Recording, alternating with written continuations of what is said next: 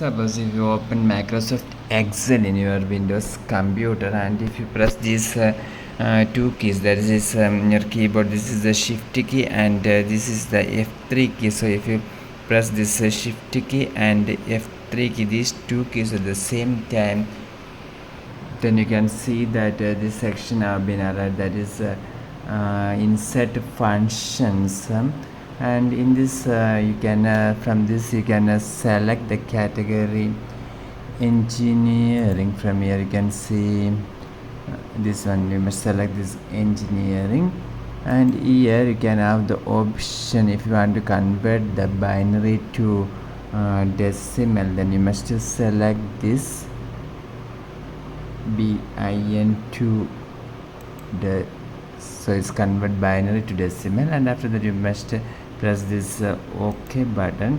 And suppose if you are going to enter something, for example if you are entering a binary number here, I am going to type 1011, you can see that the decimal of it is 11, okay, and it will be automatically arrived here. And suppose if you press this OK button, then you can see that it has been arrived in our Excel page of this video. For more videos you can subscribe. Thank you.